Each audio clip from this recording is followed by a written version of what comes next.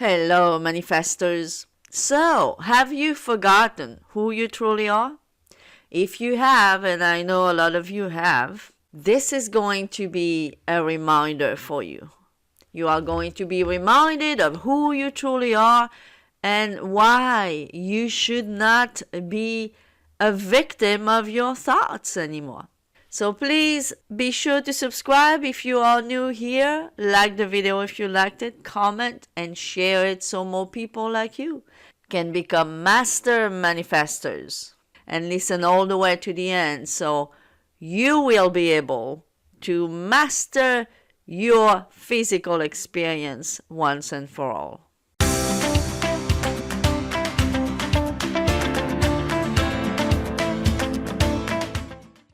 So, what does it mean to forget who you truly are? Well, it's believing, thinking that you are a victim to your own creation. You really need to get into the habit. It needs to become natural to you to understand that what you see out there in the 3D world is a pure creation of yours. As I told you recently, I have dug in my true self more.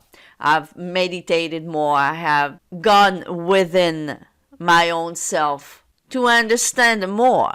Because this is a journey, and the journey never ends, right? We still in the search of understanding who we are more and more as we go.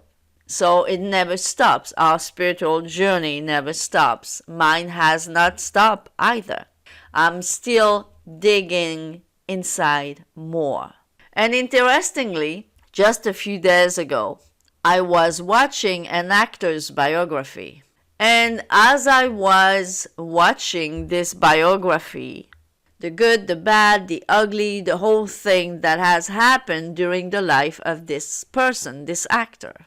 And as I was watching, I had that feeling inside where I could completely detach from that story as if it was something that could not be avoided, but rather as something that that person had completely created. So what happened is that as I was watching this biography, I was completely detaching from believing that this was real, that this was serious, but more as if I was watching actually one of the movies of this actor, except that this one was the movie of his life. And that was very, very interesting. It was another proof of the work that I have been doing lately, of being able to detach completely from this 3D world, not only for me, but even for the lives of other people. And really seeing it as a movie, as a story, as if I was really reading a book or watching a story, and thinking, wow, this is all made up. And that thought didn't come from my logical mind at all. I could feel it. It came from inside. It's like I had that voice inside me that was smiling and telling me, see all that? That biography you're watching, it's not important. It's not serious. It's not even real. And it was very interesting. Because, by the way, I see my life now the same way as I was watching this biography from this actor. I'm seeing it as, oh well, good, bad, ugly, I chose it. Most of the time, yes, completely unconsciously. But now that I am aware, now that I am conscious of who I truly am, I can step out of my own history, of my own life, and see how I created it. Exactly as if I was a script writer or a story writer or a movie maker. Once you get to this, it's going to help you to detach from your life as if it was so dramatic, so important, and also so matter of fact, because it is not. Whatever you are creating right now, you are creating it with your thoughts. So let's talk about thoughts now a little bit. I see a lot of you being completely prisoners or victim of your own thoughts. Do you know that you do not have to accept your thoughts and that you can change them? Do you know that?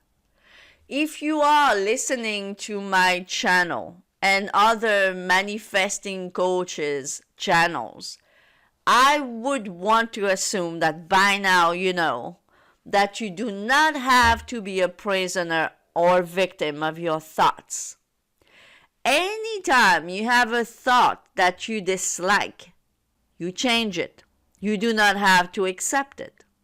Every time you catch yourself, and you should by now also know how to do that, not letting the thought running your day, but catching the thought as the observer of it. Every time you have a thought that you can catch, you need to ask yourself the question right then and there, is that thought useful to me? And if the answer is no, right away, I want you to toss out the thought. I always have people asking me, what do I do with negative thoughts? What do you do with any trash that you find in your house? Do you wonder what you do with a piece of trash? Do you like, what do I do with this trash? What do I do? Do I hang it on a wall? Where do I put it? Do I put it on my sofa? On a piece of furniture? What do you do with a piece of trash? You trash it away. You trash it out of the house, right? Well, you do the exact same thing with a thought. And please, do not tell me that it's harder, because that would be an assumption. Do not tell me that it's harder to dispose of a negative thought than it is a piece of trash in your house. If it is harder for you, it's only harder because you assume that it is. That's why it's called the law of assumption. If you assume anything, good, bad, or neutral, it's going to play out for you just that way. So please do not start to assume that it's hard to dispose of a negative thought, because it is not. And how do I know? It's because that's what I practice myself. I'm not teaching anything that I have not tried myself first, right? So it is hard for people who are completely asleep still, yes. For them, it's more than hard to get rid of a negative thought because they don't even know they can get rid of them, right? But here I am assuming that I'm talking to a somewhat crowd that is awake, or starting to be awake, starting to wake up, right? Spiritually, mentally, emotionally. So if you are already at the level that you even find a channel like mine, then you should be able to, first of all, catch your negative thoughts. And once you catch them, asking yourself the question, is this useful to me? And as soon as you get your answer, if the answer is no, you decide, you make the decision, okay, out of here. Because every time you feel that you cannot control a thought, you are putting yourself under the thought, as if the thought was bigger than you. But it's the other way around, my friends. You are not the thought, and you are bigger than your thoughts. So believing that you are prisoner of your own thoughts, it's really the biggest and the most senseless illusion. Every time you have a thought that is less than useful, you tell it to get out of here, out of my mind, out of my head, out of my heart. I do not want to entertain such a thought. You can make the decision, guys, to not entertain any negative thought, no matter how painful the thought is. If you are entertaining it, trust me, it's because you want to. No matter how painful it is, no matter how much you feel that you are hurt, if you are entertaining any negative thought, at the end of the day, it's your decision. Now, let's talk about where do thoughts come from. Well, they come from the state that you are dwelling in. Because at the end of the day, the stronger element here is the state. Because the state will bring the feelings, the emotions, and the thoughts, all of that, right?